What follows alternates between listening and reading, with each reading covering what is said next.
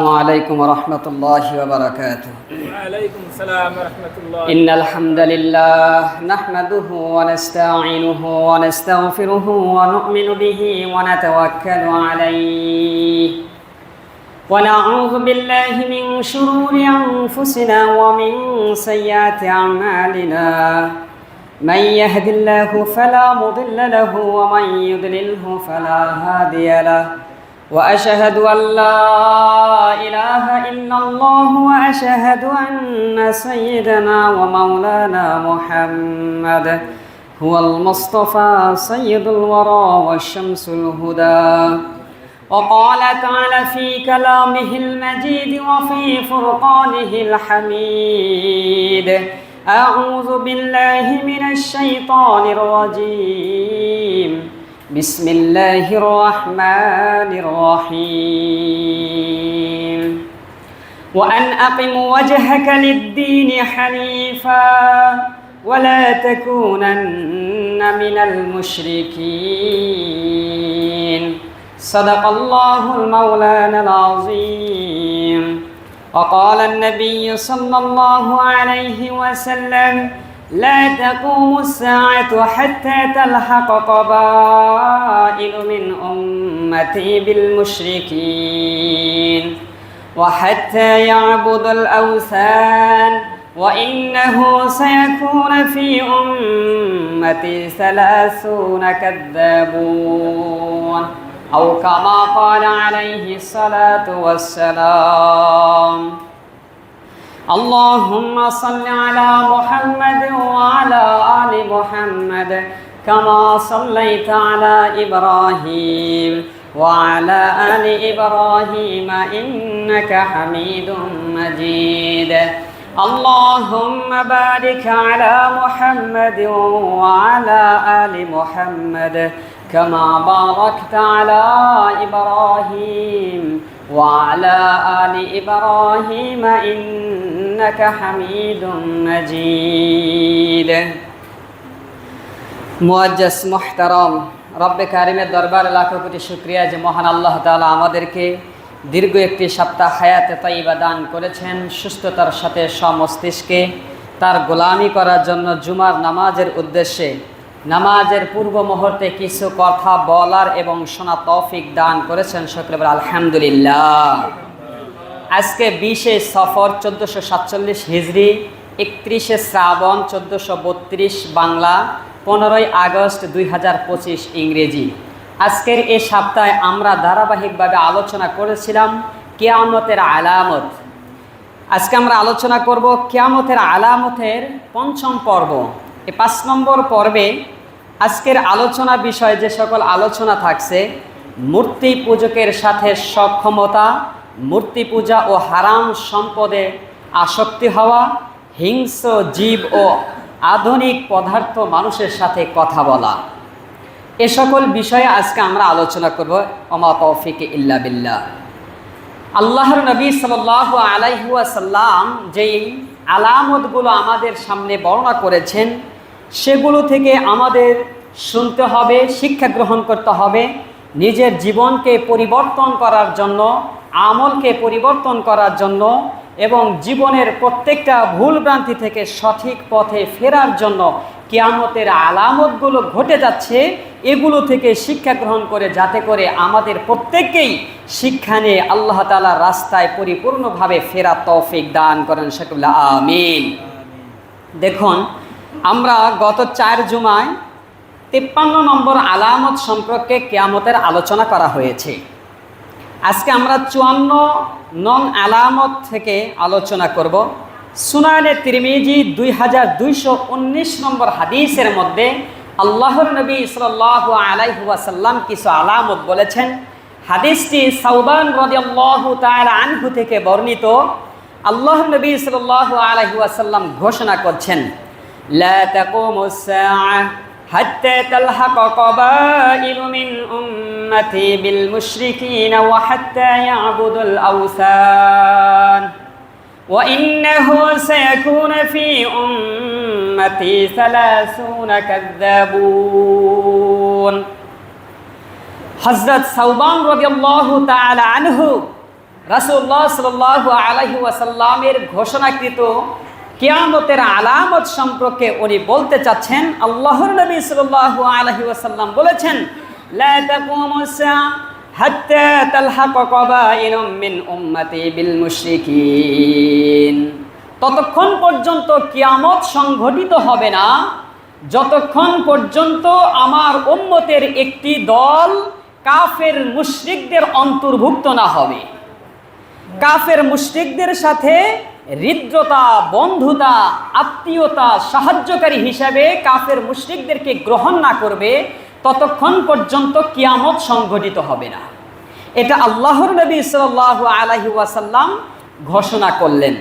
তথা মুসলমানদের একটি দল মুশরিকদের অন্তর্ভুক্ত হবে, অর্থাৎ নামদারি কিছু মুসলমান থাকবে যারা মুশরিকদের অন্তর্ভুক্ত হবে, তাদের সাথেই আত্মীয়তা করবে, বন্ধুত্ব করবে এবং তাদের বাড়িতে গিয়ে বসবাস করবে, সাহায্য চাইবে, তাদের সাথেই সমস্ত লেনদেন যা কিছু আছে সবগুলোই মুশরিকদের সাথেই হবে। এটি একটি কিয়ামতের আলামত আল্লাহ নবী সাল্লাল্লাহু আলাইহি ওয়াসাল্লাম ঘোষণা করলেন এবং এই আলামতটি অতীতেও ঘটে গেছে, বর্তমানেও ঘটছে, ভবিষ্যতেও ঘটবে। যদি বর্তমান সম্পর্কে এই আলামতের সাথে আপনি একটু পর্যবেক্ষণ করেন তাহলে এই আলামতটা আরও প্রকট হয়ে দাঁড়াবে।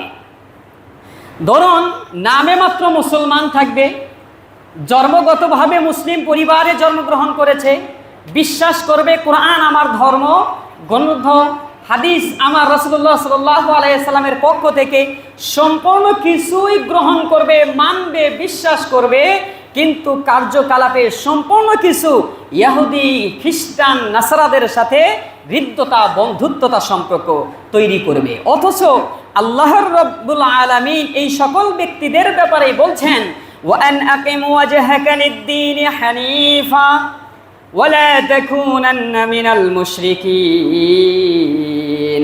আল্লাহ পাক রব্বুল আলামিন এই সকল ব্যক্তিদের সম্পর্কেই বলেন, ওয়া আন আকিম ওয়াজহাকা লিদ-দীনি হানিফা।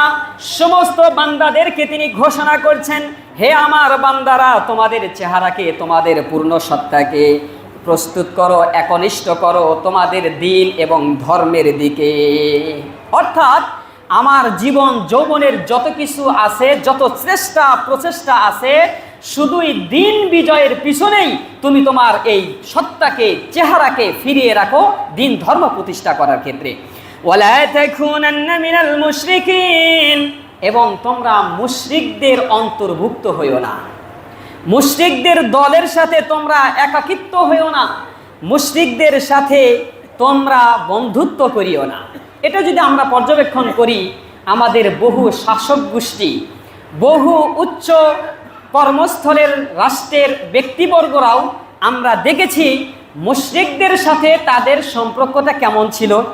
মুশরিকদের হিন্দুদের মন্দিরে গিয়ে গিয়ে বাহবাহ দেওয়া, মন্দিরে গিয়ে বক্তব্য দেওয়া, এবং কি ধর্ম এবং শিক্ষা মন্ত্রণালয়ের একজন মন্ত্রী তিনি মন্দিরে গিয়ে এই বক্তব্যও দিয়েছেন যে মন্দিরে গিয়ে আমাদের উপাসনালয়ের এখানে বক্তব্য বা এখানে কোনো কিছু করলে আমার ঈমান নষ্ট হয় না, ঈমান আমার এত হালকা না, নাউজুবিল্লাহ, এই কথা বলেছে।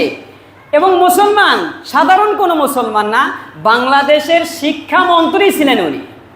তাহলে ভাবুন তার সম্পর্ক, তার হৃদ্যতা হিন্দুদের সাথে কি পরিমাণ ছিল।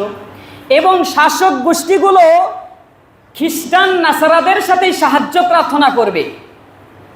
কথা তো এটা ছিল না, কথা তো হওয়ার কথা এমন ছিল মুসলিম রাষ্ট্রের শাসকগুলো মুসলমানদের শাসক গোষ্ঠীর সাথেই তার সম্পর্ক থাকবে, মুসলমানদের অন্য শাসক গোষ্ঠীর সাথেই তাদের সম্পর্ক ভালো থাকবে, বিপদে আপদে অন্য এক মুসলমান রাষ্ট্রের প্রধানই তাকে সাহায্য করবে, তাকে বন্ধু হিসেবে গ্রহণ করবে। কিন্তু আমরা দেখেছি যতগুলো রাষ্ট্রপ্রধান, যতগুলো আমাদের শাসক গোষ্ঠী উচ্চ লেভেলের আমাদেরকে দায়িত্বহীনতার কারণে আমাদের ওপর চড়াও হয়েছে, সন্ত্রাসী চাঁদাবাজি করেছে।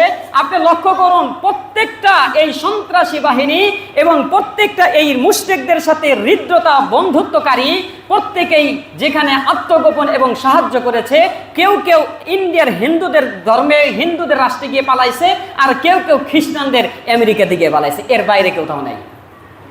তাহলে দেখুন, আমাদের মুসলিম রাষ্ট্রেই নামধারী শাসক, নামধারী রাষ্ট্রপ্রধান যারা ছিলেন, তারা বিপদে পড়লে মুসলমান আরেক শাসকের কাছে যারা সাহায্য চাইবে, এই সামর্থ্য তাদের নাই। মুসলমানের ঘরে গিয়ে সাহায্য নেবে, এটাও তাদের ব্যবস্থাপনা নাই, বরং মুশরিকদের ঘরে গিয়ে তাকে আত্মগোপন করতে হচ্ছে, মুশরিকদের কাছে তার সাহায্য পেতে হচ্ছে, মুশরিকদের রাষ্ট্রে গিয়ে তার নিজের জীবন নিরাপত্তায় রাখতে হচ্ছে। মুসলমান কোনো রাষ্ট্রে, মুসলমান কোনো শাসকের কাছে তার কোনো নিরাপত্তা নাই, কারণ সম্পর্কই নাই। আল্লাহর নবী সাল্লাল্লাহু আলাইহি ওয়াসাল্লাম এই কথাটাই তিনি বলে গেছেন, একটি দল নামে মুসলমান থাকবে এবং ওই মুসলমান দল মুশরিকদের সাথে বন্ধুত্ব, হৃদ্যতা, সাহায্যকারী এবং নিজের নিরাপত্তাকারী মুশরিকদের সাথে ইতাআত করবে। এই ঘটনা এবং এই আলামত আমাদের বাংলাদেশেও ঘটেছে কিনা? ঘটছে, অতীতেও ঘটেছে, বর্তমানেও ঘটছে এবং সামনেও ঘটবে, এটা অবশ্যই আমরা আশা রাখি। দেখুন, এই হাদিসেরই আরেকটি অংশ, আমার আলামত, এই আলোচনার ধারাবাহিক আলামতের সংখ্যায় 55 নম্বর আলামত। আল্লাহ নবী সাল্লাল্লাহু আলাইহি ওয়াসাল্লাম বলছেন, ওয়াহাত্তা ইয়াবুদুল আওসান। 55 নম্বর আলামত হিসাবে আল্লাহ নবী সাল্লাল্লাহু আলাইহি ওয়াসাল্লাম বলছেন, কিয়ামত ততক্ষণ পর্যন্ত হবে না ইয়াবুদুল আওসান, যতক্ষণ পর্যন্ত আমার উম্মতের একটি দল প্রতিমা পূজা না করবে, মূর্তির পূজা না করবে, দেবতার পূজা না করবে, ভাস্কর্যের পূজা না করবে, ততক্ষণ পর্যন্ত কিয়ামত সংঘটিত হবে না। মূর্তির পূজা, এটা আপনি একটু পর্যবেক্ষণ করুন। আল্লাহ নবী সাল্লাল্লাহু আলাইহি ওয়াসাল্লাম নিজে বলছেন, আমার উম্মতের একটি দল মূর্তি পূজা করবে, ভাস্কর্যের পূজা করবে। তখনই তো আমার মনে প্রশ্ন আসে, মুসলমান আবার মূর্তি পূজা করবে কিভাবে? মুসলমান আবার ভাস্কর্যের পূজা করবে কিভাবে? এটা তো সবার বিবেকে একটু লাড়া দেওয়ার মতোই কথা, প্রশ্ন আসারই কথা। কিন্তু আপনি একটু পর্যবেক্ষণ করুন, আমাদের এই দেশে এই সকল মানুষের অন্তরে এই মূর্তি পূজা, ভাস্কর্য পূজা কি পরিমাণ অংশগ্রহণ করেছে এবং শাসক গোষ্ঠীদের কর্মমর্যাদার যারা হিন্দুদের এই মন্দিরে গিয়েও এই বাহবা করেছে, এটাতেও তো স্পষ্ট মন্দিরে গিয়ে মূর্তি পূজার উপভোগ করা একই কথা। এছাড়াও দেখুন, উৎসবে অংশগ্রহণ করা, মূর্তি পূজক এবং দেবদেবীর পূজায় অংশগ্রহণ করা, এটা স্পষ্ট আল্লাহ তাআলার সাথে কুফরি করা এবং কুফরে আকবার, শিরকে আকবার। শিরকে যে ছোট শিরক এমন কোনো কথা না, বরং শিরকে আকবার বলে ঘোষণা হয় যদি কোনো মূর্তি পূজা এবং দেবদেবীর পূজায় কোনো ব্যক্তি অংশগ্রহণ করে। এখন আপনারাই লক্ষ্য করুন, এই দেশে দুর্গা পূজা, দেবী পূজা, যত পূজা হয়, হিন্দুদের তুলনায় মুসলমানের সংখ্যা কম থাকে না বেশি থাকে? বেশি থাকে। তাহলে এইখানে অংশগ্রহণ করা, মূর্তির পূজা হলো আল্লাহ তাআলার সাথে স্পষ্ট শত্রুতা করা, আল্লাহ তাআলার সাথে সরাসরি দুশ্মনী করা হলো মূর্তি পূজা করা। সেখানে মুসলমান গিয়ে অংশগ্রহণ করছে, সেটাকে সাপোর্ট করছে। এবং কি কিছু কিছু মুসলমানদের এমনও শোনা যায়, দুর্গা পূজার সময় যদি একটু আবহাওয়া খারাপ হয় বা বৃষ্টির ভাব দেখা দেয়, সরাসরি স্পষ্ট বলে দেয় এটা দুর্গা পূজার বৃষ্টি হচ্ছে। এই কথা বলে কি বলে না? বলার সাথে সাথে আপনার ইমান শেষ। মানে দুর্গাপূজার বৃষ্টি হচ্ছে বলতে আপনি বুঝাইতে চাচ্ছেন এই পূজা আল্লাহ তাআলা গ্রহণ করছে, কিংবা পূজার ব্যাপারেও আল্লাহ অবলম্ব আছে, সতর্ক আছে, যার কারণে পূজার সময় আসলেই বৃষ্টি দেয়। এই ধরনের বক্তব্য দ্বারা আপনার ইমানের ঘাটতি হয় এবং কি আপনি কুফরি এটা নিজের অন্তরের মধ্যেই নিয়ে আসলেন। এই কথাগুলো থেকেও আমাদেরকে দূরে রাখতে হবে।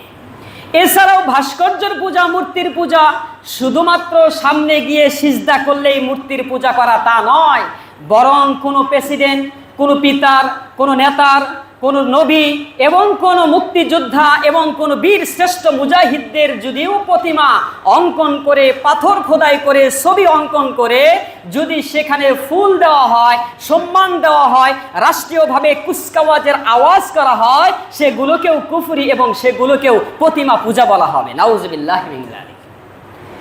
এখন আল্লাহর নবী সাল্লাল্লাহু আলাইহি ওয়াসাল্লাম এই কথাটাই আমাদেরকে বুঝাইতে চাইলেন, প্রতিমার পূজা করবে মুসলমানদের একটি দল, হাত্তা ইয়াবুদুল আওসান, মূর্তি বানিয়ে বানিয়ে মূর্তির সামনে কুচকাওয়াজ করবে, মূর্তিকে সম্মান প্রদর্শন করবে, রাষ্ট্রীয়ভাবে সেটাকে একটা দিবস পালন করে সেগুলোকে শ্রদ্ধা জানানো হবে। এটাকেও আল্লাহ নবী সাল্লাল্লাহু আলাইহি ওয়াসাল্লাম মূর্তির পূজা হিসেবে গ্রহণ করেছেন। আপনি এবার লক্ষ্য করুন, আমাদের এই দেশেই বিগত কয়েক বছর অর্থাৎ স্বাধীনতার পর থেকে নিয়ে কোনো এক প্রেসিডেন্টের মূর্তিকে কিংবা কোনো এক বীর শ্রেষ্ঠদের মূর্তিদেরকে রাস্তার মোড়ে মোড়ে বিশাল আকার করে এভাবে প্রতিমা আর মূর্তিগুলো ভাস্কর্য যখন এভাবে চলতেছিল এই রাষ্ট্র থেকে, তখনই সকল মুসলমানের উপর থেকে রহমতগুলো উঠে যেতেছিল। আমরা এগুলো লক্ষ্য রাখি না, এবং কি পূজা করার একটি মাধ্যম আমাদের অটোমেটিকলি ছোট্ট ছোট্ট বাচ্চাদের অন্তরে ঢুকে দেওয়া হচ্ছিল।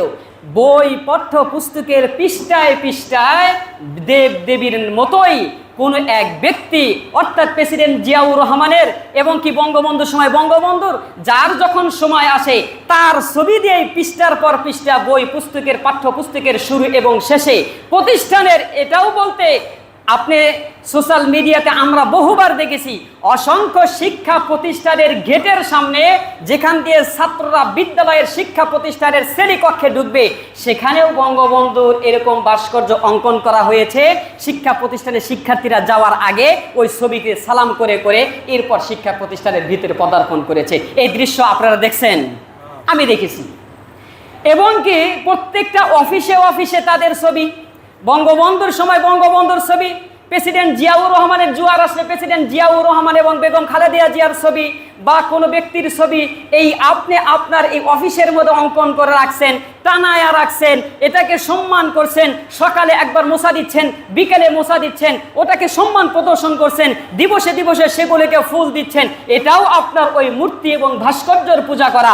আল্লাহ নবী সাল্লাল্লাহু আলাইহি ওয়াসাল্লাম এই কথাটাই বুঝাইতে চাইলেন যে আমার উম্মতের একটি দল যখন মূর্তি পূজার প্রতি আসক্ত হয়ে যাবে তখনই কিয়ামত অতি সন্নিকট হবে। যতক্ষণ পর্যন্ত ভাস্কর্য মূর্তির পূজার দিকে আমার দলের একটি দল ওই দিকে ধাবিত না হবে ততক্ষণ পর্যন্ত কি হবে না, কিয়ামত সংঘটিত হবে না। আল্লাহর নবী সাল্লাল্লাহু আলাইহি ওয়াসাল্লাম নিজে এই মূর্তি এই দেবতা ভাস্কর্যের বিরোধিতা করেছেন। মক্কা বিজয়ের সময় আল্লাহ নবী সাল্লাল্লাহু আলাইহি ওয়াসাল্লাম কাবা চত্বরের ভিতরে প্রবেশ করলেন, সাহাবায়ে কেরামকে সঙ্গে নিয়ে তলোয়ার দিয়ে খুঁচিয়ে খুঁচিয়ে প্রত্যেকটা দেব দেবীর মূর্তিগুলো উঠিয়ে ফেললেন। ইব্রাহিম আলাইহিসসালাম, ইসমাইল আলাইহিসসালামের ভাস্কর্য মূর্তিগুলোকে খুঁচিয়ে খুঁচিয়ে তুললেন, পরিষ্কার করলেন, জমজমের পানি দিয়ে ধুয়ে পবিত্র করলেন এবং আলী রাদিয়াল্লাহু তাআলা আনহুকে ঘোষণা করলেন, হে আলী রাদিয়াল্লাহু তাআলা আনহু, যাও মক্কার আনাচে কানাচে গলিতে গলিতে তুমি দেখো কোথায় কোথায় ভাস্কর্য এবং মূর্তি আছে, সেগুলো তুমি ভেঙে গুড়িয়ে দাও। আল্লাহ নবী সাল্লাল্লাহু আলাইহি ওয়াসাল্লাম স্পষ্ট হাদিসের মধ্যে আলী রাদিয়াল্লাহু তাআলা আনহুকে ঘোষণা করছেন। দেখুন হাদিসটি মুসলিম শরীফের 969তম হাদিসের মধ্যে আল্লাহ নবী সাল্লাল্লাহু আলাইহি ওয়াসাল্লাম বলছেন, আলা আবআসুকা আলা মা বা'সানি আলাইহি রাসূলুল্লাহ সাল্লাল্লাহু আলাইহি ওয়াসাল্লাম আল্লা তাদউ তিমসালান ইল্লা তামাসতাহু ওয়ালা কাবরান মুশরিফান ইল্লা সাওয়াইতাহু।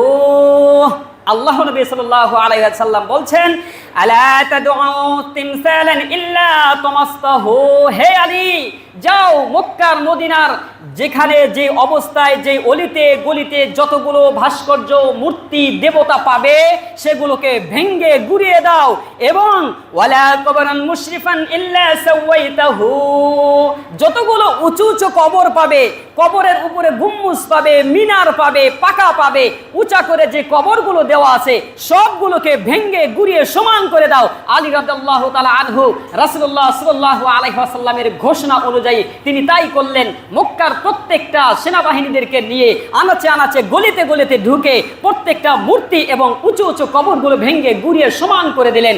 সুতরাং আমাদের এই রাষ্ট্র থেকেও আমরা দেখেছি গত বছরের 5ই আগস্টের মধ্যে যারা ভাস্কর্যের জন্য দীর্ঘ 24,000 কোটি টাকা ব্যয় করে ভাস্কর্য তৈরি করেছে, সেই ভাস্কর্য শুধুমাত্র সময়ের ব্যবধানে 24 মিনিটের মধ্যে সমস্ত ভাস্কর্য ইসলামের এই তৌহিদি জনতা ভেঙ্গে গুড়িয়ে দিয়েছে। এটা ঈমানি কথা, এটা ইমানের কথা।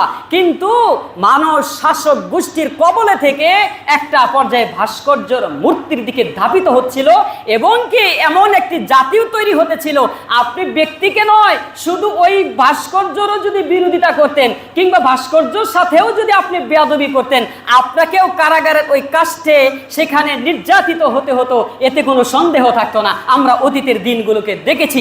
আল্লাহ তাআলার অশেষ মেহেরবানিতে আমাদের উপর থেকে এই মূর্তি পূজার এই ব্যবস্থাপনা, এই পরিবেশ দূর করেছেন। আল্লাহ তাআলা ভবিষ্যতে যাতে কোনো ব্যক্তি কেন্দ্রিক, কোনো রাষ্ট্রীয় পর্যায়ের কোনো বীর মুজাহিদ এবং কোনো বীর শ্রেষ্ঠ বা মুক্তিযোদ্ধাদের প্রতিমা পূজার যেমন পরিবেশ তৈরি না হয়।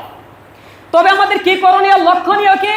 আমরা আমাদের বীর শ্রেষ্ঠ যারা রয়েছে এবং কি বঙ্গবন্ধু রয়েছে, জিয়াউর রহমান রয়েছে, আরও যারা মুক্তিযোদ্ধা রয়েছে, আমরা বলি ভাস্কর্যের মাধ্যমে তাদের কবরে শাস্তি পাঠানোর দরকার নাই, বরং তাদের নামে মাদ্রাসা তৈরি করুন, মসজিদ তৈরি করুন, পাঠাগার তৈরি করুন, হাসপাতাল তৈরি করুন এবং কি শিক্ষা প্রতিষ্ঠান, স্কুল কলেজ তৈরি করুন। তারা কবরে শুয়ে শুয়ে সওয়াবের পরিবেশ তৈরি করতে পেতে থাকুক। কিন্তু ভাস্কর্য তৈরি করে মুক্তিযোদ্ধাদের আপনি কেন এইভাবে আপনি নিজের থেকেই তাদেরকে শাস্তি পাঠাচ্ছেন? আমরা এই ভবিষ্যতে যাতে আমাদের এই রাষ্ট্রগুলো থেকে সমস্ত ভাস্কর্য আল্লাহর রহমত দ্বারা সেগুলোকে দূর করে দেন, সকলে বলে আমিন। সুতরাং এগুলো যখন চলতে থাকবে, কিয়ামত অতি সন্নিকটে। আল্লাহর নবী সাল্লাল্লাহু আলাইহি ওয়াসাল্লাম খুদ হাদিস বর্ণনা করেছেন। এরপর দেখুন ওই প্রথম হাদিসের সুনানে তিরমিজির 2219তম ওই হাদিসের শেষ অংশে আল্লাহর নবী সাল্লাল্লাহু আলাইহি ওয়াসাল্লাম আরেকটি আলামতের কথা বলছেন। ওয়া ইন্নাহু সায়াকুনু ফি উম্মতি 30 কাযাবুন কুল্লুহুম ইয়াজআমু আন্নাহু নাবিয়্যুন ওয়া আনা খাতামান নাবিয়্যিন লা নাবিয়্য বা'দি। আল্লাহর নবী সাল্লাল্লাহু আলাইহি ওয়াসাল্লাম বলছেন, وإنه سيكون في أمتي 30 كذابون।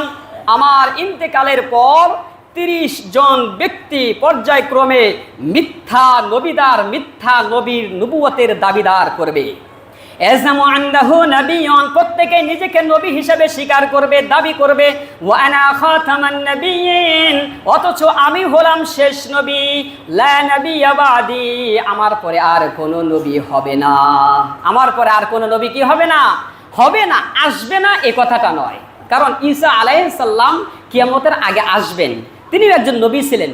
হয়তো আপনার একটা শব্দ ব্যবহার করার ক্ষেত্রে অন্যজন আরেকটা প্রশ্ন করার সুযোগ পাবে, আর যখন আপনি বলবেন কেউ নবী হবে না, তখন আর কোনো সুযোগ নাই। ঈসা আলাইহিস সালাম আসবেন কিন্তু নবী হয়ে আসবেন না। সুতরাং সে একজন নবী ছিলেন, পৃথিবীতে আসবেন কিন্তু নবী হয়ে না। আল্লাহ নবী সাল্লাল্লাহু আলাইহি ওয়াসাল্লাম এই কথাটাই বললেন, লা নাবিয়্য বা'দি, আমার পরে আর কেউ নবী হবে না। এবার বলুন, আল্লাহ নবী সাল্লাল্লাহু আলাইহি ওয়াসাল্লাম হলেন শেষ নবী। আল্লাহ নবী সাল্লাল্লাহু আলাইহি ওয়াসাল্লামের পরে 30 জন নবী মিথ্যা দাবিদার এই পৃথিবীতে আগমন করবে। নবী আরবি সাল্লাল্লাহু আলাইহি ওয়াসাল্লামের ইন্তিকালের পরপরই তুলাইহা এবং মুসাইলামা কাযযাব ওই মক্কা নগরীর মধ্য থেকেই নবুয়তের দাবিদার করেছিলেন। তারা নবুয়ত প্রাপ্ত হয়েছেন এ কথা বলছেন এবং তার ভণ্ড উম্মতদেরকে বলতেন আমার ওপর ওহী নাজিল হয়, এবং সে বলছেন আল ফিলু মাল ফিলু ওয়া মা আদরাকা মাল ফিলু লাহু খুরতুমুন তাওয়ীলুন ওয়া যাম্মুন কাসীরুন। সে এভাবে একটা আয়াতের মতো করে মানুষকে বলতো আল ফিলু মাল ফিলু ওয়া মা আদরাকা মাল ফিলু। একটা সূরা আছে না, আলাম তারা কাইফা ফাআলা রাব্বুকা বিআসহাবিল ফিল, এই হাতির সূর, এই হাতির এই সূরার নামকরণ করা হয়েছে। আল্লাহ তাআলা তার হাতির রচনা বর্ণনা করেন নাই, বরং একটি ঘটনাকে কেন্দ্র করে হাতির নামকরণ করে একটি সূরার নামকরণ করা হয়েছে। কিন্তু এই ভণ্ড তুলাইহা তার উম্মতদের, এই ভণ্ড উম্মতদেরকে বলতেন আমার উপর ওহী নাজিল হতো, আর এই ওহীটা তাদেরকে বলতো আল ফিলু মাল ফিলু ওয়া মা আদরাকা মাল ফিলু লাহু খুরতুমুন তাওয়ীলুন যাম্মুন কাসীরুন। আরে আমার উপরে ওহী নাজিল আসে, একটা হাতি আছে, হাতির একটা বড় লেজ আছে, বিসমানি একটা শরীর আছে, এভাবে বলে বলে তার মিথ্যা এই ভণ্ড উম্মতদেরকে বুঝাইতো আমার উপর ওহী নাজিল হয়। আপনারাই বলুন, একটা সূরার নামকরণ করেছেন আল্লাহ, আর এই ভণ্ড এই মিথ্যা দাবিদার তুলাইহা সূরা নাজিল করছেন, সেটা হলো একটা কি কয় হাতির রচনা কায়েম করছেন। অথচ এটা তো কোনো কিনা সূরা নয়। এই ভণ্ড নবীদেরকে আবু বকর রাদিয়াল্লাহু তাআলা আনহুর নেতৃত্বে খালিদ বিন ওয়ালিদ রাদিয়াল্লাহু তাআলা আনহুর সেনাবাহিনীর পাঠানোর মাধ্যমে তাদেরকে হত্যা করেছেন, জাহান্নামের চিরকুঠায় পাঠিয়ে দিয়েছেন। সুতরাং এই মিথ্যা দাবিদারগুলো আল্লাহর নবীর সাহাবীরাই তাদেরকে মোকাবেলা করেছেন। এই পরবর্তী ইসলামের যুগে এবং রাষ্ট্রে যারাই যখন যে অবস্থাতেই মিথ্যা নবীর দাবিদার হবে, এখানে প্রকটভাবে একটি ইসলামের শরীয়ী বিধান হলো রাষ্ট্রের পক্ষ থেকে রাষ্ট্রীয়ভাবে সেনাবাহিনী ওই মিথ্যা নবীদের কাছে পাঠিয়ে তাদেরকে হত্যা করবে, আর না হয় তাদেরকে তওবা করার সময় সীমা বেঁধে দিবে। যদি তকদির ভালো থাকে তারা তওবা করে ফিরে আসবে, আর যদি তকদির ভালো না থাকে তাদেরকে সেনাবাহিনীর মাধ্যমে হত্যা করবে। এটা রাষ্ট্রীয় পর্যায়ে একটি ইসলামী শরীয়ী বিধান। আমরা দেখেছি 1908 খ্রিস্টাব্দে ভণ্ড গোলাম আহমদ কাদিয়ানি ভারতবর্ষে তিনি মিথ্যা নবীর দাবিদার করেন এবং ওনার অনুসারী ভারতবর্ষে সহ বাংলাদেশেও অনুসারী অনেক রয়েছে যাদেরকে আমরা কাদিয়ানি বলি। এই কাদিয়ানি চক্র আপনার আমার মতোই দাড়ি টুপি লেবাস পরে পরেই মানুষের ঈমান বিধ্বস্ত করছে, মানুষকে কুফরের দিকে ঢেলে নিয়ে যাচ্ছে। মূর্খ এবং সরল মনা অজ্ঞ মুসলমানদেরকে এই কাদিয়ানি ধর্মের বিশ্বাসী করে তাদেরকে এই ধর্ম অবলম্বী করে তাদেরকে ধর্মান্তর করছে এই গোলাম আহমদ কাদিয়ানির বাহিরে। গত বছর তাদের একটি কনফারেন্সে তারা বলেছেন 200-র উপরে গোলাম আহমদ কাদিয়ানির এই ধর্ম প্রতিষ্ঠা করার ক্ষেত্রে 200 যুবক তারা প্রজ্ঞাপন করেছে, তারা শপথ গ্রহণ করেছে গোলাম আহমদ কাদিয়ানির এই ধর্ম প্রতিষ্ঠা করতে তারা নিজেদের জীবন নিবেদিত প্রাণ সুপে দিয়েছে এই মিথ্যা গোলাম আহমদ কাদিয়ানির ধর্ম প্রতিষ্ঠা করতে। আপনি লক্ষ্য করুন, আপনি শেষ নবীর উম্মত, যার শাফাআত ছাড়া আপনি জান্নাতে যেতে পারবেন না, এমন নবীর জন্য আপনার জীবন উৎসর্গ করার ক্ষেত্রে আপনার কত পার্সেন্ট আছে? বিবেকের কাছে প্রশ্ন করুন। গোলাম আহমদ কাদিয়ানি একটা মিথ্যা নবী দাবিদার ছিলেন। ওনার ধর্ম প্রতিষ্ঠা করার জন্য 200-র উপরে যুবকরা শপথ গ্রহণ করেছে। কিন্তু আফসোস, আমরা সত্য ধর্মের উপরে থেকেও আমরা পেয়ারা নবী সাল্লাল্লাহু আলাইহি ওয়াসাল্লামের এই ধর্মকে প্রতিষ্ঠা করার জন্য আমরা আমাদের নিজেদের শপথ গ্রহণ করতে পারি না। আল্লাহ তাআলা আমাদের প্রত্যেকেই এই নববী রাস্তায় নবুয়তের এই ধারক বাহক হিসাবে এবং আয়েলায়ে কালেমাতুল্লাহর ঝান্ডা সমুন্নত করার জন্য প্রত্যেকের ঈমান দস্তান জীবন নিয়ে এবং ঈমানের তেজাপ্ত নিয়ে প্রত্যেক যুবককে গড়ে ওঠার তৌফিক দান করুন। সকলে বলে আমিন। এভাবেই আল্লাহর নবী সাল্লাল্লাহু আলাইহি ওয়াসাল্লাম বলছেন এবং 30 জন নবী পৃথিবীতে ঘটে গিয়েছে, আরও অতীতের সামনে ভবিষ্যতে ঘটতে পারে, এটা অস্বাভাবিক কিছু নয়। সুতরাং এই আলামতটাও আমাদের মধ্য থেকে ঘটে গিয়েছে। এরপর আমি যে আলামতটা 57 নম্বর আলামতটা আপনাদেরকে বলবো, সেই আলামত সম্পর্কে অনেকেই আশ্চর্যান্বিত হবেন এবং আল্লাহর নবী সাল্লাল্লাহু আলাইহি ওয়াসাল্লাম এত বিস্ময়কর চমৎকারভাবে এই আলামতের কথা বলছেন, হয়তো আমরা অতীতে কখনো এই আলামতের কথা শুনিও নাই কিংবা কাউকে বলতেও শোনা যায়নি। আল্লাহর নবী সাল্লাল্লাহু আলাইহি ওয়াসাল্লাম যে আলামতের কথা বলছেন, এটা মানুষে কল্পনাও করতে পারবেন না এইটা কিয়ামতের আগে ঘটতে পারে। এমন কি আলামতের কথা আল্লাহর নবী সাল্লাল্লাহু আলাইহি ওয়াসাল্লাম হাদিসে স্পষ্ট বলেছেন, কিয়ামতের আগে হিংস্র প্রাণীগুলো, হিংস্র জানোয়ারগুলো মানুষের সাথে কথা বলবে, জুতার ফিতা মানুষের সাথে কথা বলবে, চাবুকের গিট মানুষের সাথে কথা বলবে, মানুষের উরুগুলো অনুপস্থিত কি হয়েছে না হয়েছে সে তার অনুপস্থিতিতে এই নিজেদের উরু তাকে বলে দেবে। আশ্চর্যজনক কথা না? আল্লাহর নবী সাল্লাল্লাহু আলাইহি ওয়াসাল্লাম এমন একটি আলামতের কথা আমাদের মাঝে বর্ণনা করলেন। হাদিসটি মুসনাদে আহমদের মধ্যেও বর্ণিত আছে এবং সুনানে তিরমিজি 2181তম হাদিসের মধ্যে আল্লাহর নবী সাহাবী আবু সাঈদ খুদরি রাদিয়াল্লাহু তাআলা আনহু এই হাদিস বর্ণনা করেছেন। আসুন আমরা হাদিস থেকেই সরাসরি এই আল্লাহর নবীর এই জ্বলন্ত এবং কাল্পনিক আমাদের চোখে এবং আমাদের আত্মবিশ্বাসে যেটা আশ্চর্যজনিত লাগছে সেই হাদিসটা আমরা জেনে নেই। আবু সাঈদ রাদিয়াল্লাহু তাআলা আনহু উনি বর্ণনা করেছেন, قال আদাযিবু আলা শাতিন ফাআখাযাহা ফাতালাবাহু রাঈ ফান্তাযাহা মিনহু ফাআকা আযিবু আলা যামবিহি ফাকালা আলা তাত্তাকিল্লাহ। আবু সাঈদ খুদরি রাদিয়াল্লাহু তাআলা আনহু বলছেন, আদাযিবু আলা শাতিন ফাআখাযাহা।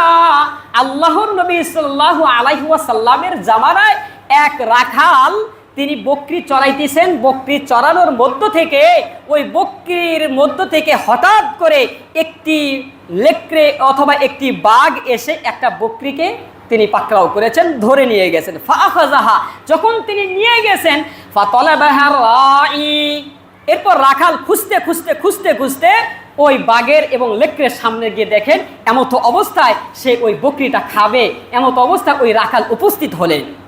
ফান্তাজাহা মিনহু, বকরিটা ওই লাঠিসোঁটা নিয়ে ওই লেকড়ের কাছ থেকে বকরিটা ছিনিয়ে নিলেন। ফাআকাআ যিবু আলা যামবিহি, যখন ওই বকরিটা বাঘের মুখে থেকে নিয়ে আসলেন, বাঘ তখন অসহায়ের মতো হয়ে লেজের উপর এভাবে চতুষ্পদ, মানে ওই যে কুকুরগুলো যেমনিভাবে বসে বাঘ ওরকম ভাবে বসে রইলেন, মানে লেজের উপর ভর করে বাঘ বসলেন, লেকড়ে বসলেন। এরপর দেখুন বাঘে এবার কথা বলছেন, ওই বকরির রাখালকে তিনি বলতেছেন, ক্বালা আলা তাত্তাকিল্লাহ তানজাউ মিন্নি রিজকান সাকাহুল্লাহু ইলাইয়া। হে রাখাল, তুমি আল্লাহকে ভয় করো, আলা তাত্তাকিল্লাহ, তুমি আল্লাহকে ভয় করো, তানজাউ মিন্নি, তুমি আমার কাছ থেকে এমন জিনিস ছিনিয়ে নিলে, রিজকান সাকাহুল্লাহু ইলাইয়া, যে রিজিকটা আল্লাহ তাআলা আমার জন্য নির্ধারণ করেছিল সেই রিজিক তুমি আমার কাছ থেকে ছিনিয়ে নিলে। যখন বাঘে এই বক্তব্য দিলেন, রাখাল তো আশ্চর্যজনিত হলেন, বিস্ময়কর হয়ে গেলেন। আরে আমি তো বাঘের কাছ থেকে লেকড়ের কাছ থেকে যখন ছাগলটা নিয়ে আসলাম, এমত অবস্থায় বাঘ আমার সাথে কথা বলছে। এরপর দেখুন ক্বালা ইয়া আজাবা, এরপর আবার বলতেছেন যে যামবু মাকাইন আলা যামবিহি, তিনি চিন্তা করতে লাগলেন, হায় এটা কেমন কথা, কেমন আশ্চর্যজনক কথা, এ কেমন বিস্ময়কর ঘটনা। আমার সামনে দেখি বাঘে আজকে জবান খুলে কথা বলছে, ইউকাল্লিমুল ইনসানি, এবং মানুষের মতো করেই কথা বলছে, তার নিজের ব্যক্তিগত ভাষায় তো কথা বলছে না, সুতরাং মানুষের মতো করেই কথা বলে, এটা কি আশ্চর্যজনক কথা। এটা নিয়ে ওই রাখালে চিন্তা করতে লাগলেন। বাঘ এবার দ্বিতীয়বার আবার কথা বলতেছেন। ফাকালা যিবু, বাঘ আবার বলছেন, আলা উখবিরুকা বিআজাবা মিন যালিক, আরে রাখাল, আমি তোমাকে আরো একটি আশ্চর্যজনক বিস্ময়কর ঘটনার কথা বলতে চাচ্ছি, তুমি কি সে কথা শুনবে? এবার রাখাল নিজে নিজে আরো আশ্চর্যজনক হয়, আমি বাঘে কথা বলছে এটাই তোমার বিশ্বাস হচ্ছে না, এটাই তোমার কাছে আশ্চর্যজনক বিস্ময়কর লাগছে, আবার উনি সংবাদ দিচ্ছেন যে আরো নাকি বিস্ময়করের খবর আমার কাছে দিবে, সুতরাং এটা আরো কত ধরনের বিস্ময়কর ঘটনা হতে পারে। এবার বাঘে বলছেন, মুহাম্মাদুন সাল্লাল্লাহু আলাইহি ওয়াসাল্লাম বিআসরিবা ইখবিরুন নাস বিআমবাই মা ক্বাদ সাবাকা। বাঘে এবার ওই রাখালকে বলছেন, হে রাখাল, মুহাম্মদ সাল্লাল্লাহু আলাইহি ওয়াসাল্লাম মদিনার ভিতরে একজন নবী হিসেবে প্রেরিত হয়েছে, ইউখবিরুন নাস বিআমবাই মা ক্বাদ সাবাকা, যিনি অতীতে কি ঘটে গিয়েছে, ভবিষ্যতে কি ঘটবেন, সমস্ত ঘটনাগুলো আল্লাহর মাধ্যমে তিনি সংবাদ প্রদান করতে থাকেন। সুবহানাল্লাহ। ওই রাখাল মুসলমান ছিল না, মুশরিক ছিল, যার কারণে রাখালকে এই নবুয়তের খবর দিয়ে দিলেন। এর দ্বারা আগামী জুমায় আমাদের এই কথাটা একটু কাজে লাগবে, যেহেতু আগামী দুটি জুমা আমি সিরাতুন নবী মিলাদুন নবী নিয়ে আলোচনা করবে, কিয়ামতের পর্ব স্থগিত রেখে। দেখুন এইখানে এই রাখালকে বাঘে তিনি ঘোষণা করে জানিয়ে দিলেন, ইয়াসরিবু ইখবিরুন নাস বিআমবাই মা ক্বাদ সাবাকা, মদিনার ভিতরে একজন নবী এসেছেন যিনি তোমাদের অতীত এবং ভবিষ্যতের সংবাদগুলো প্রচার করছেন। এটা এই বাঘের মাধ্যমে আল্লাহর নবী সাল্লাল্লাহু আলাইহি সাল্লামের নবুয়তের সত্যায়িত করলেন। এরপর দেখুন ফাকালা আকবালা রাই, রাখাল এবার চিন্তা করলেন এবং বাড়ির দিকে ফিরলেন। ইয়াসুকু গনামাহু হাত্তা দাখালাল মাদিনা, তিনি তার এই বকরিগুলো এক জায়গায় রেখে মদিনার দিকে তিনি রওনা করলেন। নবী আরবি সাল্লাল্লাহু আলাইহি ওয়াসাল্লামের কাছে যাবেন বাঘের ঘটনা সত্যায়ন করার জন্য। ফাজাওয়াহা ইলা জাওয়াবিয়াতিন মিন জাওয়াইহা সুম্মা আতা রাসূলুল্লাহ সাল্লাল্লাহু আলাইহি ওয়াসাল্লাম, এরপর রাখাল ওই বকরিগুলো সবকিছু রেখে রাসূলুল্লাহ সাল্লাল্লাহু আলাইহি ওয়াসাল্লামের সামনে উপস্থিত হলেন। ফাআখবারাহু, রাসূলের কাছে এই রাখাল তার বৃত্তান্ত ঘটনা বললেন, আমাকে এই লেকড়ে বাঘ আপনার সম্পর্কে সংবাদ দিয়েছে এবং তার সাথে এই ঘটনাগুলো বলছে। ফাআমার রাসূলুল্লাহ সাল্লাল্লাহু আলাইহি ওয়াসাল্লাম, রাসূল এবার সবাইকে সংবাদ দিলেন, আদেশ করলেন, ফানুদিয়া ইস-সালাতি জামিআ। এই জামিয়া এবং সালাতের অর্থ হলো, আল্লাহর নবী ঘোষণা করলেন সমস্ত সাহাবী যাতে একসাথে হয়, মসজিদে নববীর দিকে যাতে তারা একত্র হয়। সুম্মা খারাজা, প্রত্যেক সাহাবী একত্র হইলেন। ফাকালা রাই আখবিরহুম, আল্লাহর নবী ওই রাখালকে বললেন, এবার তুমি তোমার ওই যে ঘটে যাওয়া সংবাদ আছে, খবর আছে, সমস্ত সাহাবীদেরকে বলে দাও। ফাআখবারাহুম, তারা সমস্ত এই ঘটনা শুনলেন। রাখাল বললেন, সাহাবায়ে কেরাম এই ঘটনাটা শুনলেন। এরপর রাসূলুল্লাহ সাল্লাল্লাহু আলাইহি ওয়াসাল্লাম বলছেন, ফাকালা রাসূলুল্লাহ সাল্লাল্লাহু আলাইহি ওয়াসাল্লাম সাদাকা, আল্লাহর নবী বললেন এই রাখাল যেগুলো যা কিছু বলছে সবগুলোই সত্য। এরপর আল্লাহর নবী বলছেন, ওয়াল্লাযী নাফসি বিয়াদিহি লা তাকুমুস সাআতু হাত্তা ইউকাল্লিমুস সিবাউল ইনসি ওয়া ইউকাল্লিমার রাজুলু আযাবাতু সাওতিহি ওয়া শিরাকু নালিহি ওয়া ইখবিরুহু ফাখিযুহু বিমা আহদাসা আহলুহু বা'দুহু। আল্লাহর নবী সাল্লাল্লাহু আলাইহি ওয়াসাল্লাম বলছেন, ওয়াল্লাযী নাফসি বিয়াদিহি, যার হাতে আমার এই নফস, আমার এই জীবন, ওই সত্তার কসম করে বলছি, লা তাকুমুস সাআত, ততক্ষণ পর্যন্ত কিয়ামত সংগঠিত হবে না, হাত্তা ইউকাল্লিমুস সিবাউল ইনসি, যতক্ষণ পর্যন্ত হিংস্র বাঘ প্রাণীগুলো মানুষের সাথে কথা না বলবে, ওয়া ইউকাল্লিমার রাজুলু আযাবাতু সাওতিহি, এবং মানুষের হাতের চিবুকের এই চাবুকের গিঁটগুলো মানুষের সাথে কথা না বলবে, ওয়া শিরাকু নালিহি, এবং জুতার ফিতাগুলো মানুষের সাথে যতক্ষণ পর্যন্ত কথা না বলবে, ওয়া ইখবিরু ফাকিদুহু বিমা আহদাসা আহলুহু ওয়া বা'দুহু, এবং মানুষের অনুপস্থিতিতে তার নিজের উরুগুলো তার ব্যাপারে সাক্ষ্য দিবে, কি ঘটেছে কি না ঘটেছে, প্রত্যেকটা উরু তার ব্যাপারে সাক্ষ্য দিব, কথা বলবে, এর আগে কিয়ামত সংগঠিত হবে না।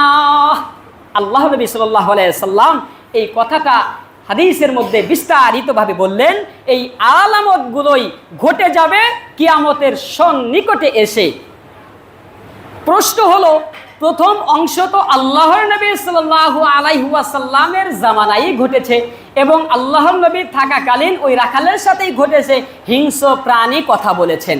কিন্তু আমার প্রশ্ন হলো দ্বিতীয় অংশে, অর্থাৎ রাসূলুল্লাহ সাল্লাল্লাহু আলাইহি ওয়াসাল্লাম যে দ্বিতীয় অংশে যে আলামতের কথা বলছেন, ৫৮তম আলামতের কথা, যেটা হলো ওয়াইকাল্লিমু রাজুলু আযাবাতু সাওতিহি, মানুষের হাতে চাবুকের গিঁটগুলো কথা বলবে, ওয়া শিরাকু নালিহি, এবং মানুষের জুতার ফিতাগুলো কথা বলবে, এবং ওয়া ইখবিরু ফাকিদুহু বিমা আহদাসা আহলুহু বা'দুহু, মানুষের উরুগুলো কথা বলবে। এখানে প্রশ্ন হলো যে হুজুর এগুলো কি ঘটতে পারে, এগুলো কি ঘটা সম্ভব? আমি বলবো হ্যাঁ, এগুলো ঘটেছে এবং ঘটছে। কিভাবে?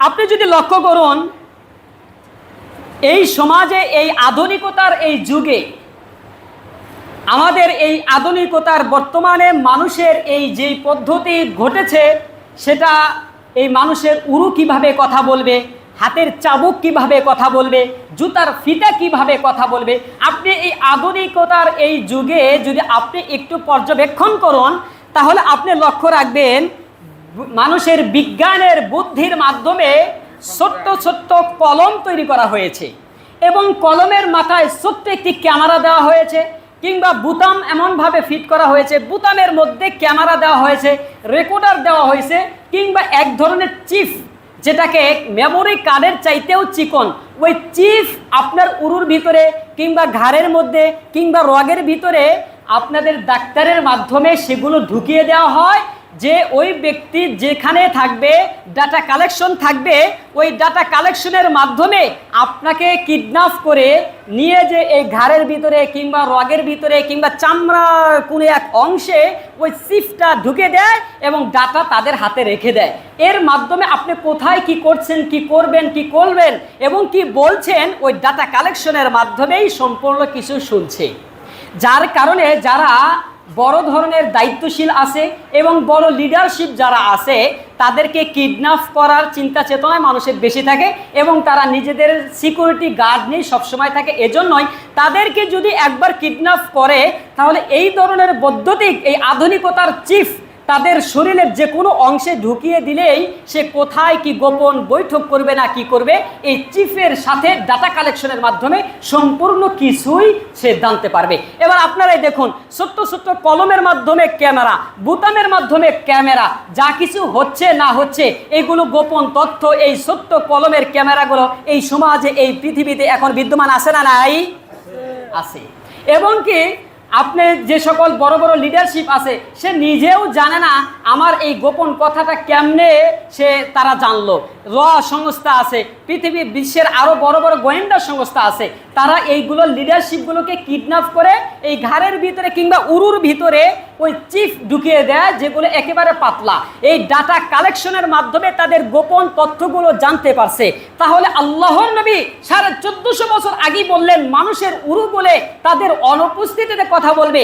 নেতা এই জায়গাতে নাই, আমেরিকাতে গিয়ে কি গল্প করছে, কি বৈঠক করছে, ওই যে চিফের মাধ্যমে ডাটা কালেকশন করেছে ইহুদি খ্রিস্টানরা তাদের গোয়েন্দা সংস্থার মাধ্যমে। সুতরাং কোথায় কি করছে না করছে সম্পূর্ণ কিছু এই গোপন তথ্যগুলো এই ইহুদি খ্রিস্টানদের এই বৈদ্যুতিক এই আধুনিকতার এই বিজ্ঞানের এই যুগে তারা খবর পাচ্ছে কি পাচ্ছে না? পাচ্ছে। এটা আল্লাহর নবী সাল্লাল্লাহু আলাইহি ওয়াসাল্লাম এই ঘটনাগুলো, এই আলামতগুলো আল্লাহ নবী আরো 1450 বছর আগে বলেছেন এবং ঘটছে এবং ঘটেছে। যখন এগুলো ঘটবে দাজ্জালের আবির্ভাব অতি নিকটে আসবে। এজন্য আমরা আমাদের চোখের সামনেই ঘটে যাচ্ছে, আমরা কেন ফিরে আসতে পারছি না? আমরা দাজ্জালের মুহূর্তে কেন হতে যাচ্ছি? আমরা আলামতগুলো আমাদের ভিতরে কেন টেনে আনছি? আমরা কি পারি না আমাদের সময় থাকতেই আমরা আল্লাহর এই সঠিক রাস্তায় ফিরে যেতে পারবো কি পারবো না? আমরা পারবো। দেখুন, সর্বশেষ আল্লাহ নবী সাল্লাল্লাহু আলাইহি ওয়াসাল্লাম যে হাদিসটি বলছেন, আমার আলোচনার 59তম আলামত। আমি যে আলামতগুলো বলছি, সর্বশেষ যদি বলা হয় যে 20টা আলামতকে দাঁড়ায় বলতে পারবে, আমার মনে হয় না এখানে পাওয়া যাবে। 10টা আলামত কারো মুখস্থ আছে কিনা আমার মনে হয় পাওয়া যাওয়া খুবই বিরল। তবে মুখস্থ করে 10 থেকে 20টা কোনো এক জুমায় বলতে হবে এবং কি আমি পুরস্কারের একটা ব্যবস্থা করবো। শুধু আমি বলছি, আপনারা মনে রাখবেন বিষয়টা এমন নয়। এর জন্য নিজেও বলবে এবং অপরকেও আপনারা কিছু মুজাকারা করবেন। 59টি আলামত আজকের আলোচনার মাধ্যমে সমাপ্ত হবে। এরপর আরও আলোচনা হবে 2 জুমা পরে। দেখুন, দাজ্জাল আসবে, বিশ্ব এই ব্যবস্থাকে আরেকটি ফিতনার মাধ্যমে ফেলে দিবে। আল্লাহ নবী সাল্লাল্লাহু আলাইহি ওয়াসাল্লাম যে আলামতের কথা বলছেন, ইয়াতি على الناس زمان يأكلون فيه الربا قيل له الناس كلهم قال من لم يأكله منهم ناله من غباره। আল্লাহর নবী সাল্লাল্লাহু আলাইহি ওয়াসাল্লাম হাদিসটি ইবনে মাজাহ 2278তম হাদিস, আবু দাউদ শরীফে 3331তম হাদিসের মধ্যে আল্লাহর নবী সাল্লাল্লাহু আলাইহি ওয়াসাল্লাম যে আলামতের কথা বলছেন, দাজ্জালের অর্থনৈতিক প্যাকেজ, অর্থনৈতিক বিশ্ব ব্যাংকের মাধ্যমে মানুষকে হালাল হারামের বাজ বিচার তুলে দিয়ে মানুষকে হারামের দিকে তুলে দিবে, হারামের দিকে ঢেলে দিবে, হারাম লেনদেনের মাধ্যমে মানুষকে ঢুকে দিবে। দাজ্জালের এই অর্থনৈতিক প্যাকেজের মধ্যে প্রত্যেককেই সীমাবদ্ধ করবে। এই দাজ্জালের অর্থনৈতিক প্যাকেজের মধ্যে সবাই ঢুকে যাবে। এটা ইহুদিরা সেভাবেই গ্রহণ করেছে। আল্লাহ নবী সেভাবেই বলছেন, ইয়াতি আলান নাসি জামানুন ইয়াকুলুনা ফীহি রিবা। আল্লাহ নবী বললেন এমন একটি জামানা আসবে প্রত্যেকেই এই সুদি লেনদেনের মধ্যে লিপ্ত হয়ে যাবে। কিলা লাহুন নাসু কুল্লুহুম, সাহাবায়ে কেরাম জিজ্ঞাসা করলেন, ইয়া রাসূলুল্লাহ, সবাই সুদের মধ্যে লেনদেন হবে, এটা কিভাবে সম্ভব? আল্লাহ নবী সাল্লাল্লাহু আলাইহি ওয়াসাল্লাম বললেন, ফাকালা মান লাম ইয়াকুলহু মিনহুম নালাহু মিন গুবারিহি। যারা সুদ খাইতে চাইবে না, যারা সুদের লেনদেন করতে চাইবে না, তবুও তারা সুদের ওই তাদের অর্থ সম্পদগুলো, হালাল টাকাগুলো সুদের ঘেঁষা লেগেই তারা খেতে থাকবে। সুদ খাবে না, কিন্তু সুদের ঘষা লেগেই হালাল টাকা ওই তবুও সুদের ঘষা লাগবে। সুদের ঘষা ছাড়া একজন ব্যক্তিও তার উপার্জিত খাবার খাইতে পারবে না।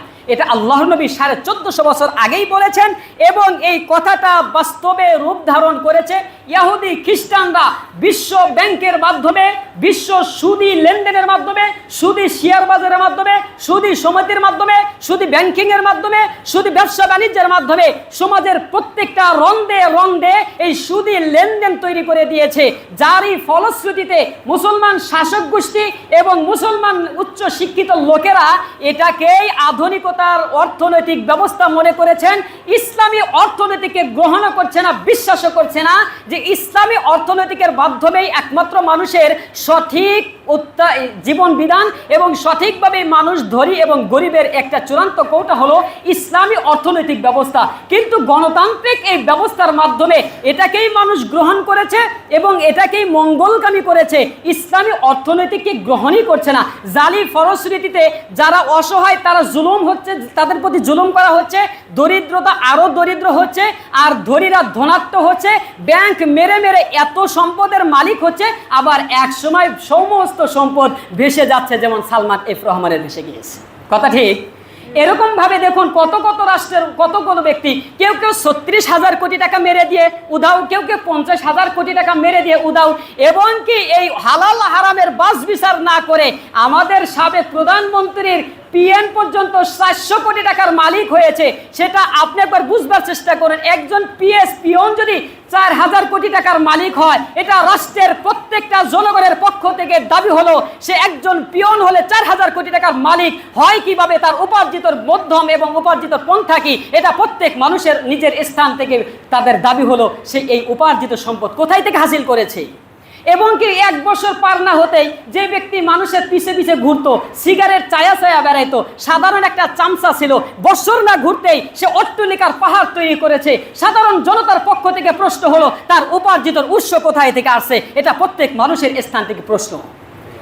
আপনারা যদি এই প্রশ্ন তুলে ধরতে পারেন, সমাজ পরিবর্তন হবে। আল্লাহ নবী সাল্লাল্লাহু আলাইহি ওয়াসাল্লাম এই কথাটাই আমাদেরকে বুঝাইতে চাইলেন এবং এই দাজ্জালের এই বিষয়টা আরো স্পষ্ট করে বলছেন, লা ইয়াতিয়ান্না আলান নাসি জামানুন লা ইউবালিল মারউ বিমা আখাযাহুল মালু আমানান হালালান আন হারামিন। উম্মতের মধ্যে একটি দল এমন ভাবে তৈরি হবে যারা অর্থ সম্পদ উপার্জন করার ক্ষেত্রে হালাল হারাম বুঝবে না, শুধু চাইবে আমার টাকা দরকার, আমার টাকা দরকার, কোনটা হালাল কোনটা হারাম এটা বাস বিচার করবে না। আমার হালালেন আমার হারামিন, আরে হালাল হারাম দেখার দরকার নাই, শুধু আমার অর্থ উপার্জন করতে হবে, অর্থর প্রয়োজন রয়েছে। সুতরাং রাষ্ট্রের টাকা মেরে, জনগণের টাকা মেরে, অসহায়ের টাকা মেরে কোথায় দিয়ে কি করবে সেগুলো তিনি ভূক্ষেপ করবে না, তার অ্যামাউন্ট জমা করতে হবে, ব্যাংকের পাহাড় তৈরি করতে হবে। অবৈধ সম্পদ খেতে খেতে, রাষ্ট্রীয় সম্পদ খেতে খেতে এক পর্যায়ে এই হারামখোরেরা রাষ্ট্রীয়ভাবে রাষ্ট্রের সম্পদগুলো খাবে। রাষ্ট্রের সম্পদ যখন খাওয়া শেষ হবে তখন পাহাড় পাথরগুলো লুটিপুটে খাবে। আমি তো আশঙ্কায় আছি, রাষ্ট্রের পাথর খাওয়া শুরু করছে, কোন দিন জানি জনগণের কিডনির পাথর খাওয়া শুরু করে দেয়। সুতরাং আপনাদের সচেষ্ট থাকতে হবে, এই ধরনের হারাম উপার্জন থেকে নিজেকে রক্ষা করতে হবে, আমাদের রাহবারদেরকে রক্ষা করতে হবে, যারা আমাদের নেতৃত্ব দিতে আসবে তাদেরকেও বলতে হবে খবরদার, নেতৃত্ব করবেন ভালো কথা, হালাল এবং হারাম বুঝে বুঝে রাষ্ট্রীয় সম্পদ রাষ্ট্রের জায়গায় রেখে রেখে আপনি আমাদেরকে নেতৃত্ব করবেন।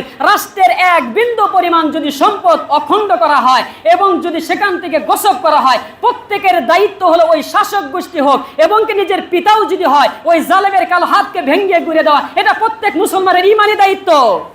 কিন্তু আমরা তো সেগুলো করছি না, যার কারণে যার মতো করে যে যেখানে পাচ্ছে সেভাবেই লুটপাট করে খাচ্ছে। সুতরাং আমরা শুধু তামাশা দেখছি। আল্লাহ রাব্বুল আলামিন আমাদের প্রত্যেককেই এই হালাল হারামের বাস বিচার রক্ষা করে সঠিক পন্থায় অর্থ উপার্জন করে আমাদেরকে সঠিকভাবে জীবনযাপন করা তৌফিক দান করুন। সকলে বলে আমিন।